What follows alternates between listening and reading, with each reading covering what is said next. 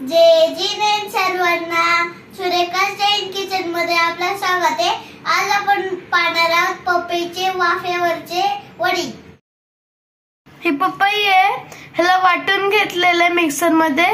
ह्याला बाउल मध्ये घालून घ्यायचंय।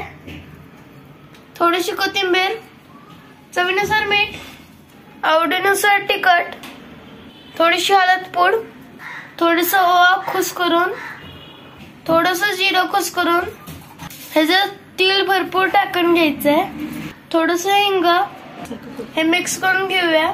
आता ह्याच्यात लागेल तसं बेसनाचं पीठ घालायचं। या बेसनाच्या पीठ मध्ये आम्ही तांदळाचं पीठ, धनेपूड आणि जिरेपूड सगळं मिक्स केलेलं आहे।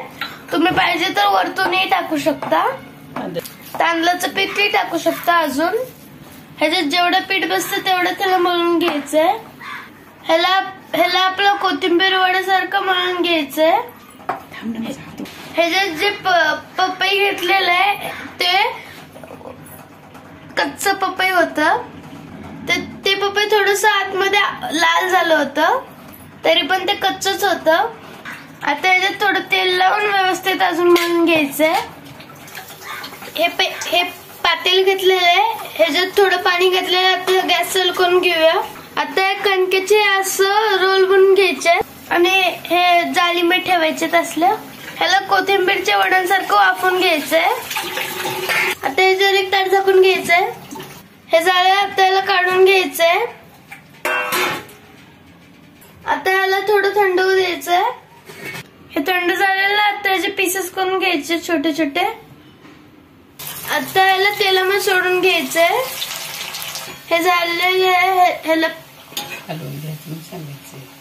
आता पलटून घ्यायचंय। ह्याला आता काढून घ्यायचंय। अशा प्रकारे सगळे करून घ्यायचे।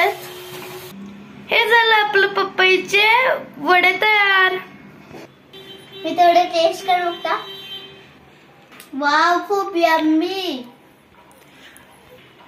तुम्हाला जर आमची रेसिपी आवडली असेल तर लाईक, शेअर, सबस्क्राईब आणि बेल बटन दाबायला विसरू नका। लवकरच भेटू आपल्या नव्या रेसिपी सोबत। तोपर्यंत जय जिनेन आणि आमच्या रेसिपी पाहिल्याबद्दल धन्यवाद। बाय।